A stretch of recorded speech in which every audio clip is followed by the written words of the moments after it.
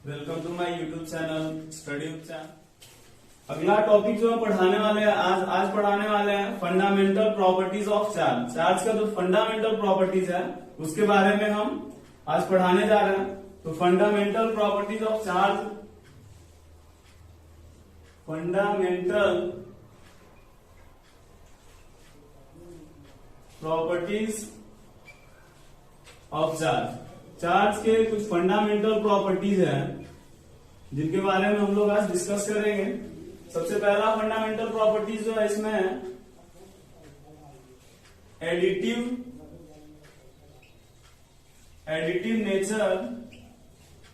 Additive nature of charge.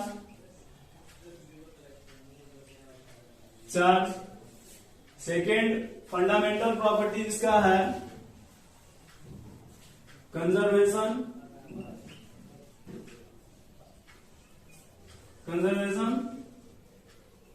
Law of charge. और third property जो इसका है यह है क्वांटाइजेशन ऑफ चार्ज। ये तीन फंडामेंटल प्रॉपर्टीज है। पहला फंडामेंटल प्रॉपर्टी जो है additive nature of charge, second है कंजर्वेशन लॉ ऑफ चार्ज और थर्ड है क्वांटाइजेशन ऑफ चार्ज है। अब इसके बाद देखते हैं क्वांटाइजेशन ऑफ चार्ज और कंजर्वेशन ऑफ चार्ज और एडिटिव नेचर ऑफ चार्ज के बाद कंजर्वेशन लॉ ऑफ चार्ज या कंजर्वेशन प्रिंसिपल ऑफ चार्ज इसको बोलते हैं। इसके बाद हम देखते हैं। तो सबसे पहले एडिटिव नेचर ऑफ चार्ज इसको समझते हैं। एडिटिव नेचर ऑफ चार्ज क्या होता है? एडिटिव नेचर ऑफ चार्ज में सबसे पहले हम मान लेते हैं कोई न्यूट्रल बॉडी है। न्यूट्रल बॉडी एक ले लेते हैं हम। ये एक न्यूट्रल बॉडी है जिसके पास चार्ज जो है वो कितना है? अभी जीरो चार्ज है, कोई चार्ज नहीं है। ये न्यूट्रल बॉडी है, ये न्यूट्रल बॉडी है। और अब हम इस बॉडी में 2 कूलम का चार्ज दे रहे हैं, 2 माइक्रो कूलम का 2 म्यू सी माइक्रो कूलम का चार्ज इस बॉडी को दे रहे हैं। इसके बाद अब जब 2 माइक्रो कूलम का चार्ज देंगे तो इस बॉडी के पास कितना हो जाएगा टोटल? पहले मेरे पास न्यूट्रल बॉडी था, इसमें कोई चार्ज नहीं था। इसके पास कितना दिए? 2 माइक्रो कूलम का दिए, तो इसके पास चार्ज जो हो गया 2 म्यू सी हो गया। इसके बाद फिर से हम चार्ज इसको दे रहे हैं कितने? तो 3 माइक्रो कूलम का चार्ज दे रहे हैं। तो ये 3 माइक्रो कूलम का पहले 2 माइक्रो कूलम था और प्लस अब इसके पास कितना हो गया?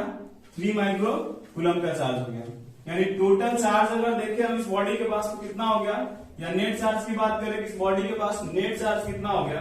तो पहले 0 था, जब 2 कूलम दिए तो 2 हो गया। इसके बाद 3 माइक्रो कूलम दिए तो ये 2 + 3 कितना हो गया? 5 हो गया। इसके पास आगे देख लेते, अगर इस बॉडी में हम -3 या -4 माइक्रो कूलम का चार्ज दे रहे हैं तो पहले तो मेरे पास कितना था? 2 म्यू सी था और प्लस 3 म्यू सी और इसके बाद कितना? -4 माइक्रो कूलम चार्ज। यानी टोटल अगर नेट चार्ज देखें तो 2 + 3 और -4 कितना? 5 माइनस इधर 1 mu C 1 micro coulomb charge इसके पास हो जाएगा। एडिटिव नेचर ऑफ चार्ज में देख रहे हैं हम लोग कि पहले एक न्यूट्रल बॉडी लिया है। इस न्यूट्रल बॉडी के पास कितना चार्ज था? तो 0 चार्ज था। अब इस बॉडी को हम लोग कितना चार्ज दिया है? 2 माइक्रो कूलम का चार्ज दिए। इसके बाद फिर हम इधर इसको कितने दिए हैं? 3 माइक्रो कूलम का दिए हैं और इसके बाद अभी जो दिया -4 माइक्रो कूलम का दिए। तो टोटल नेट चार्ज जो देख रहे हैं हम लोग, पहले 0 था तो 0 से 2 हो गया, 2 से 3 दिए तो 3 और 2 कितना? 5 हो गया। इसके बाद 1 इधर -4 दिए, निगेटिव चार्ज दिए इसको। तो अब 2 + 3 5 था और -4 किया तो कितना हो गया? -1 म्यू सी हो गया, 1 माइक्रो कूलम हो गया। यानी यहाँ पे देखें हम लोग तो एक और चीज कंसीडर कर सकते हैं आगे। मान लेते हैं कि कोई बॉडी है ये जिसके पास डिफरेंट नेचर का हम चार्ज दे रहे हैं। ये Q1 डिफरेंट चार्ज दे रहे हैं इसको, नेचर नहीं Q2 और यहां पे दे रहे हैं इसको Q3 और डॉट डॉट यहां से मान लेते हैं कि इसको Qn चार्ज दे रहे हैं। तो नेट चार्ज जो होगा इस बॉडी का नेट चार्ज इधर आगे लिखते हैं। अब इस बॉडी का जो नेट चार्ज होगा, नेट चार्ज इक्वल्स हो जाएगा क्या? Q1 + Q2 + Q3 और plus dot dot plus Qn। यानी यहाँ पे देख रहे हैं कि जो टोटल चार्ज जो है इस बॉडी का वो क्या है, तो अलजेब्रिक सम है। जितना चार्ज हम दे रहे हैं वो सबके सब क्या है, ये अलजेब्रिक सम है। यानी 0 था, 0 से 2 हुआ, इसके बाद और 3 to 5 हो गया। यानी इसमें हम लोग कोई स्पेशल लॉ नहीं लगा रहे हैं। ये चार्ज होता है स्केलर क्वांटिटी होता है, ये वेक्टर क्वांटिटी है नहीं है। इसको हम लोग कोई स्पेशल रूल के तरह से वेक्टर का स्पेशल रूल जो होता है इसमें बोलते हैं हम लोग वेक्टर ट्रायंगल लॉज होता है एडिशन का, या पैरेललोग्राम होता है, या और भी सारे वेक्टर्स के लॉ होते हैं। तो उन सब चीजों का अप्लाई नहीं करना है, सिंपली जो मैथमेटिकल इसमें होता है अलजेब्रिक सम जो कर रहे हैं वही कर रहे हैं। तो यहाँ पे एडिटिव नेचर ऑफ चार्ज में हम लोग क्या देखे हैं, लेट, यहाँ पे हम लेट कर लेते हैं। let us consider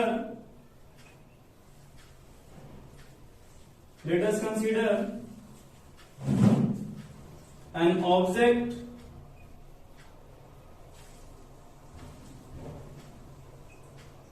which is neutral and we provide some charges, provide some charge, then net charge of body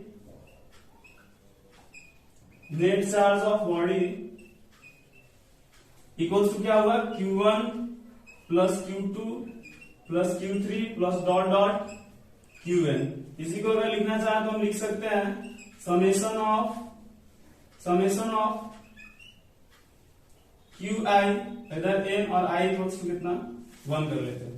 यानी एडिटिव नेचर ऑफ चार्ज में क्या होता है कि चार्ज के जो किसी बॉडी न्यूट्रल बॉडी है उसके अंदर टोटल चार्ज क्या होगा, तो उसको जितना हम लोग चार्ज प्रोवाइड कर रहे हैं, जितना चार्ज दे रहे हैं उसके अलजेब्रिक सम के इक्वल होता है।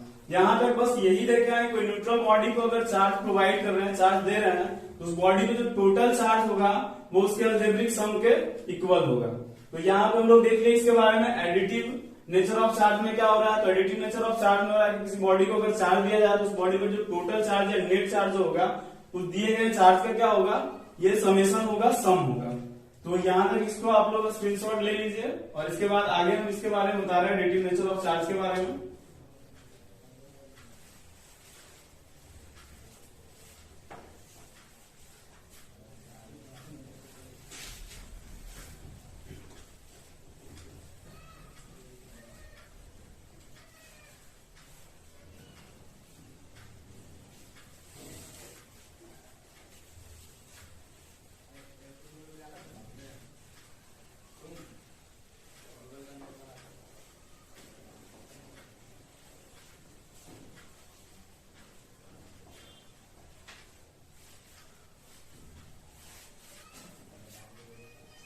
यहाँ पे हम लिखते हैं हम लोग additive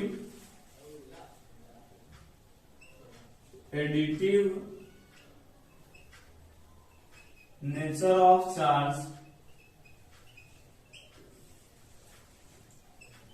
according to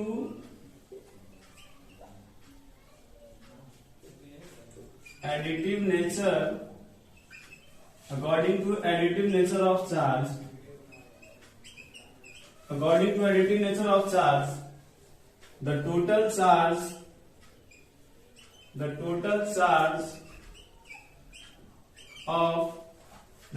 charge on an object is equal to the algebraic sum of charges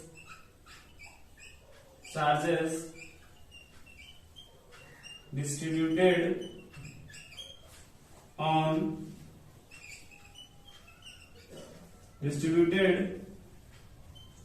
in that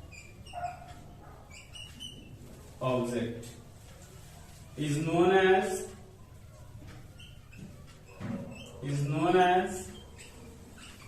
additive nature या एडिटिव प्रिंसिपल भी इसको बोलते हैं एडिटिव प्रिंसिपल ऑफ चार्ज। अभी एग्जाम्पल में भी हम लोग देखे थे ऊपर जो बताया था, उसमें क्या बताया था कि बॉडी को जितना चार्ज प्रोवाइड कर रहे थे उसमें टोटल उसका क्या कर रहे थे, सम कर रहे थे, और वही वो total charge. Additive nature of charge में क्या होता है कि according to additive nature of charge the total charge on an object is equal to the algebraic sum of charge distributed in that object is known as additive nature of charge.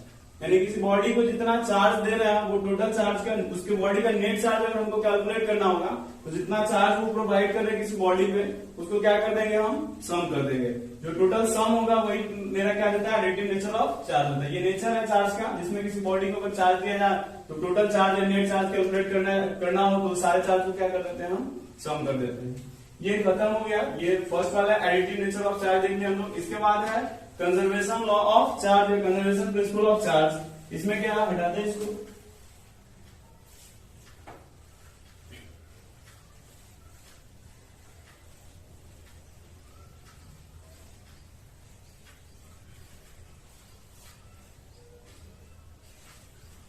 देखिए conservation, ये law of charge है, हम लोग पहले भी पिछले class में पढ़े हैं कि charge neither be created nor be destroyed, लेकिन ये आगे बहुत हद तक सही नहीं है कि चार्ज को हम लोग क्रिएट कर सकते हैं ना डिस्ट्रॉय कर सकते हैं। ये डिपेंड करता है कि चार्ज का इंटरेक्शन हो रहा है या नहीं हो रहा है। अगर सराउंडिंग के साथ चार्ज का इंटरेक्शन होगा तब तो वो चार्ज को हम लोग क्रिएट भी कर सकते हैं और डिस्ट्रॉय भी कर सकते हैं। पिछले वाले जो पिछले क्लास थे उसमें हम लोग जहां यही पढ़े थे, छोटा सा डेफिनेशन कि charge neither be created nor be destroy.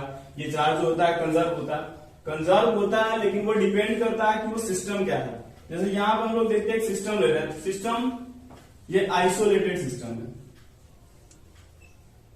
ये कैसा सिस्टम है, आइसोलेटेड सिस्टम है, आइसोलेटेड सिस्टम। अगर आइसोलेटेड सिस्टम को लेके हम अगर ये बता रहे हैं तब तो चार्ज कंजर्व होता है। जो टोटल चार्ज होता है वो क्या होता है, कांस्टेंट होता है, मतलब चार्ज को हम क्रिएट कर सकते हैं ना डिस्ट्रॉय कर सकते हैं। लेकिन इसके लिए जब वो सराउंडिंग के साथ में क्या नहीं कर रहा, इंटरैक्ट नहीं कर रहा। जब तक वो सराउंडिंग के साथ इंटरैक्ट नहीं करेगा तब तक उसका चार्ज होगा वो क्या होगा, कांस्टेंट होगा।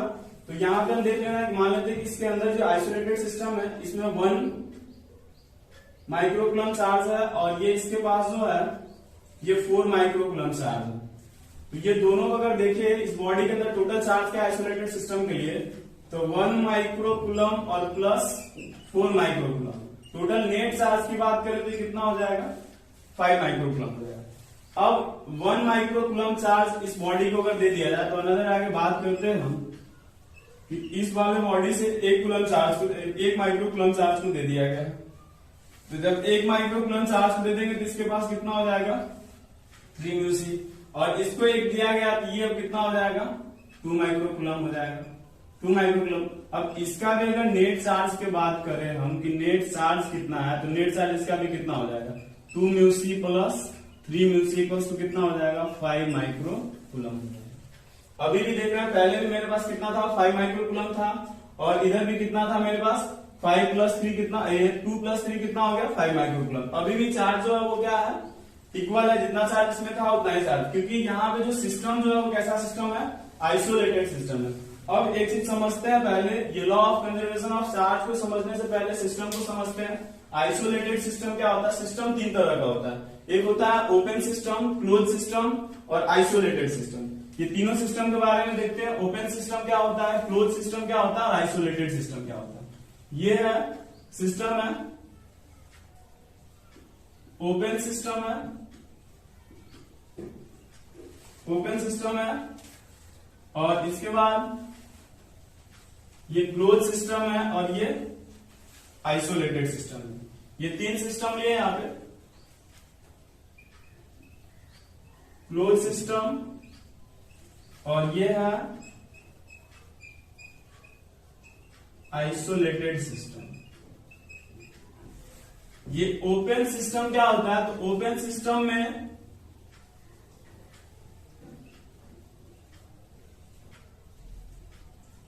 एनर्जी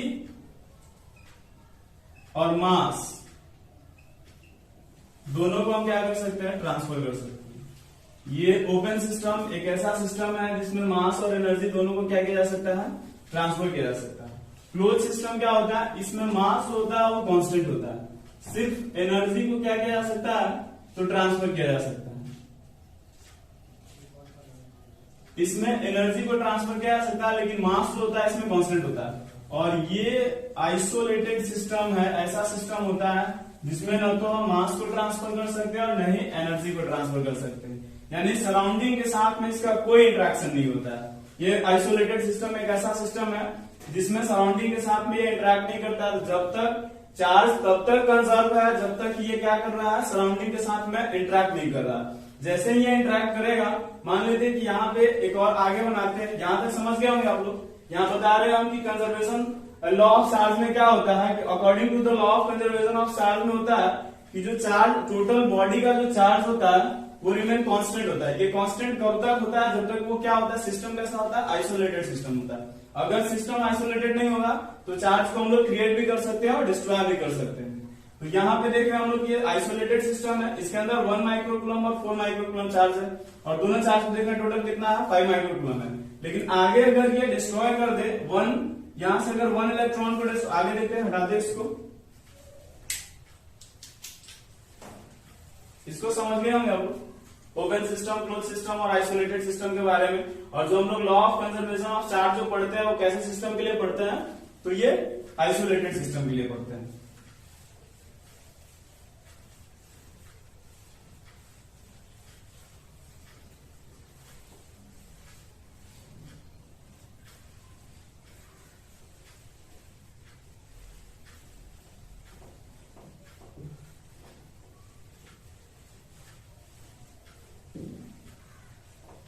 चलिए आगे देखते हैं इसका।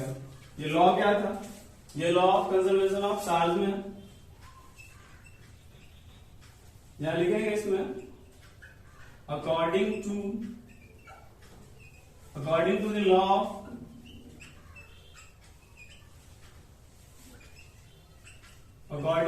ऑफ कंजर्वेशन ऑफ चार्ज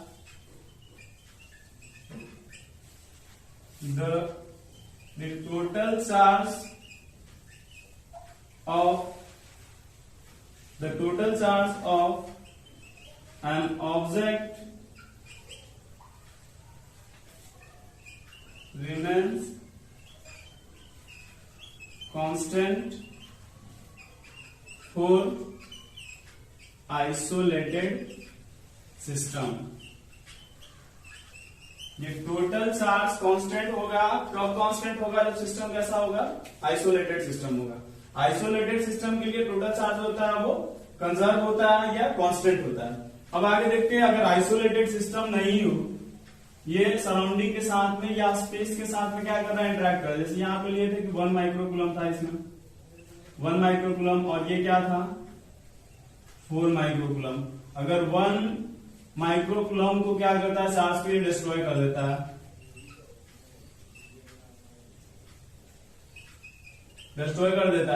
जब कर दिया इसके पास कितना बच जाएगा। अब यहाँ पे जो सिस्टम के पास चार्ज जो बचेगा ये 1 माइक्रोकूलम और इधर हो जाएगा ये 3 माइक्रोकूलम। तो इसमें देख रहे हैं हम लोग नेट चार्ज, इस वाले बॉडी के लिए देखें तो नेट चार्ज कितना है, नेट चार्ज जब तक ये इंटरेक्ट नहीं कर रहा था, अभी हम फिलहाल मान चलते कि इंटरेक्ट नहीं कर रहा था, तो नेट चार्ज जो है इसका, नेट चार्ज इक्वल्स टू कितना होगा, 1 माइक्रोकूलम और प्लस 4 माइक्रोकूलम। कितना माइक्रोकूलम था, 5 माइक्रोकूलम। लेकिन जैसे इंटरेक्ट किया है ये 1 माइक्रोकूलम चार्ज को डिस्ट्रॉय किया है, तो यहाँ पे कितना हो गया, इस वाले की बात करें, इधर देखें हम इसको, तो कितना 1 माइक्रोकूलम और प्लस कितना माइक्रोकूलम है, ये 3 माइक्रोकूलम। ये टोटल कितना हो गया, 4 माइक्रोकूलम। कहाँ कांस्टेंट रहा, पहले मेरे पास 5 माइक्रोकूलम था, अब मेरे पास कितना आ गया है, 4 माइक्रोकूलम आ गया। तो यहाँ पे हम लोग देखे हैं कि according to the law of conservation of charge में the total charge of an object remains constant for an isolated system. ये आइसोलेटेड सिस्टम होगा तभी हम लोग इसको क्या बोल सकते हैं कि ये चार्ज जो है वो टोटल कांस्टेंट होगा यहाँ पे।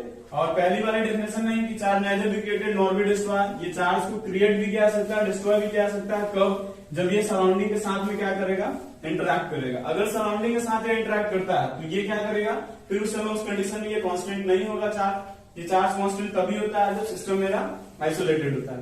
तो ये भी समझ में आ गया होगा law of conservation of charge क्या होता है, कंजर्वेशन प्रिंसिपल ऑफ चार्ज क्या होता है।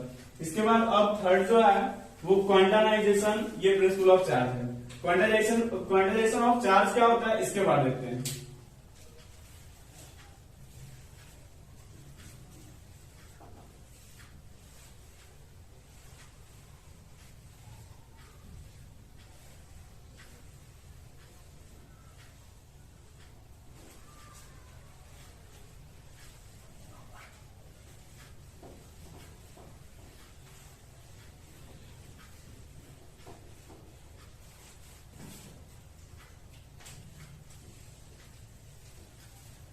ये है क्वांटाइजेशन ऑफ चार्ज। इसमें एक वर्ड दिख रहा है हम लोग, क्वांटा दिख रहा है। ये क्वांटा मीन्स क्या होता है? क्वांटा का मीन्स होता है पैकेट होता है, ये पैकेट होता है। क्वांटा का मीन्स क्या होता है? पैकेट होता है। यानी आगे हम लोग न्यूमेरिकल्स वाले सेशन में देखे थे, वहां बताए थे कि क्या किसी बॉडी का चार्ज हो सकता है कि नहीं। तो वहां पे हम बताए थे कि एन जो होता है वो क्या होता है? एन जो होता है इंटीजर होता है। तो एन का वैल्यू होगा कभी भी 2.5 या 2.3 या 2.6 ऐसा नहीं हो सकता है। या तो इंटीजर है तो या तो +1 हो सकता है, +2 हो सकता है, या +3 हो सकता है, या -1 या -2 या -3 हो सकता है। यहाँ पे हम ये नहीं बोल सकते कि चार्ज 2.5 होगा या 2.3 होगा या 2.6। एन का वैल्यू जो होगा ये 2.5, 2.3 या 2.6 नहीं हो सकता है। ये क्वांटा का मतलब क्वांटाइजेशन ऑफ चार्ज में समझे हम। ये क्वांटा का मतलब क्या होता है? पैकेट होता है। यानी यहाँ पे देखे थे हम लोग एक फॉर्मूला चार्ज का, ये प्रॉपर्टीज है कि Q इक्वल्स टू क्या होता है? Q इक्वल्स टू +-N की, वेयर N जो होता है N is an integer. N जो था वो क्या था? एक इंटीजर था। तो इसमें यही बताता है कि जो N होगा वो इंटीग्रल मल्टीपल होगा, या तो +1, +2, +3, -1, -2 या -3 होता है। कभी भी वो डेसिमल में 2.5 या हाफ नहीं होगा। हाफ यहाँ पे अगर बोल दिया है कि नंबर ऑफ इलेक्ट्रॉन आधा है, या नंबर ऑफ इलेक्ट्रॉन 1/4, 1/2 या 2.3, इस तरह का नहीं हो सकता है। तो अब यहाँ पे देखेंगे हम लोग क्वांटाइजेशन ऑफ चार्ज में क्या होता है। Quantization of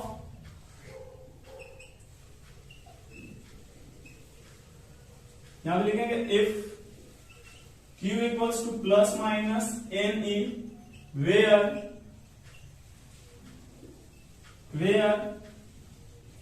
N is integral multiple. This phenomena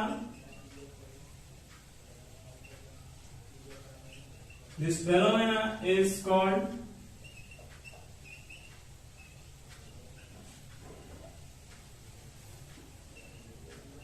quantization of charge. Quantization of charge में क्या होता है? Q इक्वल्स टू फॉर्मूला होता है +-NE, वेयर N जो है N इज इंटीग्रल मल्टीपल होना चाहिए। ये +1, +2, +3 होता है, -1, -2 और -3 नहीं होता। चार्ज के इस प्रॉपर्टीज पे हम लोग क्या बोलते हैं? क्वांटाइजेशन प्रिंसिपल ऑफ चार्ज बोलते हैं।